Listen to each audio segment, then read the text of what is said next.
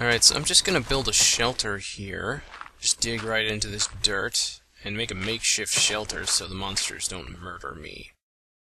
Some torches, of course, is go sleep here. Alright. I just need to secure this small area. I'm really not a fan of dirt houses, but I don't have much else right now. So we need a door. Let's see, pressure plate here. Okay, great. Now I'm not. Probably will be fine. At least now, in case something bad happens. I am, however, out of storage space, so I'm just gonna have to make a little chest to shove junk into. Monsters everywhere. Wow. This place is dangerous as junk. Cook up a little bit more steak here.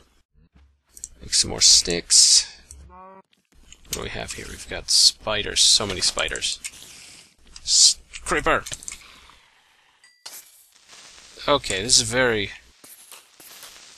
it's a very eventful area here. It's a very eventful episode. Don't you have to do so much fighting in the beginning. Get off my lawn, dang it! Get off my lawn! Oh, good lord. Alright, here's what we're after. We're after that junk over there.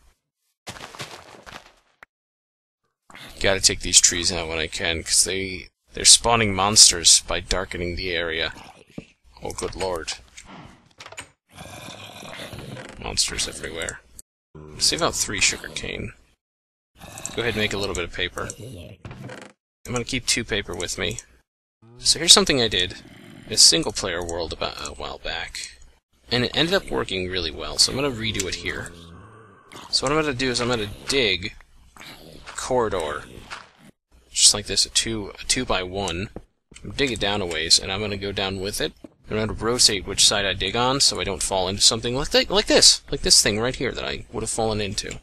Look at that. By the by, what is this? Oh, look.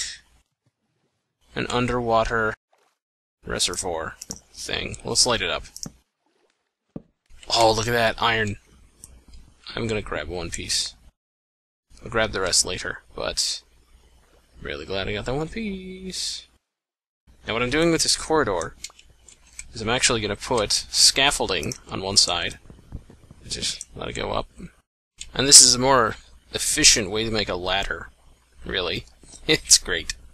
Now, I'm going to take this wooden pick. I'm going to take that 1 piece of iron, and I'm going to smelt it up. Now, if you've watched me before, you should know what I'm making. I'm making a clipboard. Now I'm saying goodbye to this pocket crafter, because it's dead to me now. Because I have a clipboard. Oh yeah. Hello, DartCraft. How have you been? There we go. Now I can just pull out a stone pick from that clipboard anytime I want, just by pressing C and pulling it out. Great! Okay, so I want to keep going down, but I don't really want this to interfere. So I'm just going to plug this up. This is all lit up, so there should be no monsters spawning in it. And I actually do have to break these again.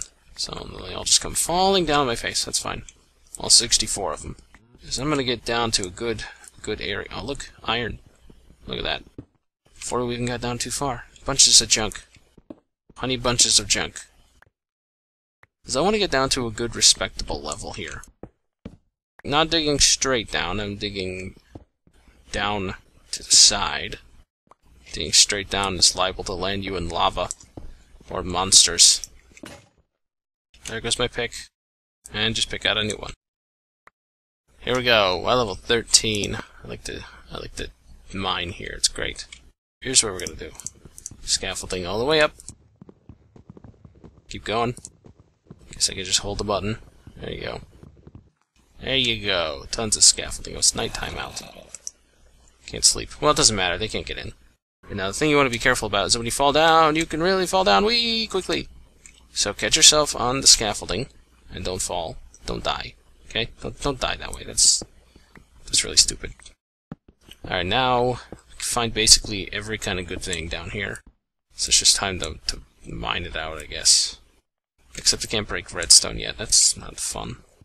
Specifically, I need some force gems. Alright, so I've been mining for a bit. I put down a furnace to start smelting up some of the junk that I got, because I need a better pick. And the most efficient way to get one is usually just to make some bronze. So there's some bronze and a bronze pick. Great. Now I did happen across some of this power ore, so I'm going to go ahead and get that, see how many force gems I get. I found a few veins of them. There we go, more of this stuff. Oh yeah, this is going to be great. I'm going to have tons of force gems. Let's see, and I found a third vein over here. Alright. That's really quite a bit of force gem. That's quite a bit of power ore. Come to think of it, I think I popped the generation up a little bit. 40 force gems. Yeah, it's going to be a lot. That's a lot to work with. I also found a silver vein, factorization silver, and this thing should be pretty seriously large, which is great, because I just realized that I can't make refined iron anymore with the version of IC2 I have. So I'm just going to mine all this silver up. I also happened upon some lapis, which is good because I'm going to need that for one of the upgrades for the force infuser when I end up getting one. Oh look, more power ore. Stuff's everywhere now. Something else I'm going to want. It's a bit of stone, so I better start smelting it up now. I think I'll make another furnace. Start smelting up some of the silver ore, just manually a bit right now. Finding quite a bit. The reason why I wanted factorization silver in here is primarily to make force ingots. It's very efficient given that I'll have a ton of it, and I don't usually make factorization machines. So I'm going to take some silver ingots and force gems just right here. Make a few force ingots just to start off. That's great. Alright, and here's what I'm going to do. Before I make anything else, I'm going to make myself a force furnace just right now, so I can start being a bit more efficient with my resources when I use them. It's going to make a block of coal. This thing doesn't actually eat the resources, so when I do tell it to smelt something, it's just going to do it without wasting resources. Alright, so this stone's done cooking up. Very much out of space right now. So here's what I'm going to do. I'm just going to shove some junk in this clipboard. I'm going to pick these up, and I'm actually going to postpone my mining excursion for just a little bit. I'm going to go get some place to store this stuff. Okay, so up here I can see that I have very little storage space. And now it's full. I'm just going to go ahead and put my yellow force furnace down here. And I need a little bit more space to store stuff. Alright, so what I'm going to make, I'm going to take this stone and cobblestone, and I'm going to make storage units from DartCraft. And I can just stick them down here. Now these storage units have the space of a chest, of course, but later on down the line I can upgrade them.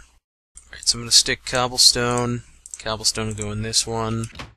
Dirt, gravel, sand. Put that in that one. Put mining goodies in this one. Ingots, useful stuff in this one. And I'll just leave the other miscellaneous junk in this chest. I'm going to take 3 iron ore. I'm going to smelt it up in this force furnace, and it's going to start going. It's got a nice 2 times speed compared to a vanilla furnace, using the same amount of fuel. But the thing I like about these force furnaces is that they don't count down their fuel if they don't need to, so there you go. Exactly 3 iron, so I can make myself a bucket. I'm just going to head down here to this little reservoir area, get myself a bucket of water, and I'm going to continue mining, probably until I come up with some diamonds. So I just read the comments from last week, and there were a serious assortment of games that people play other than Minecraft, which is rather interesting. Got a lot of first-person shooters. Frankly, I could never get into those myself. I think mostly that is due to the fact that anytime I would go to play a first-person shooter, it would be at the behest of someone else who was already quite adept at the game, and they would just say, hey, let's of course just go free-for-all, and I'll beat everyone because I actually play this in my free time. And I think that's a really terrible way to introduce anyone to any genre of gaming. It's more than enough to make them not want to play them in the future. One of these days I mean to get to BioShock. That looks like an interesting series.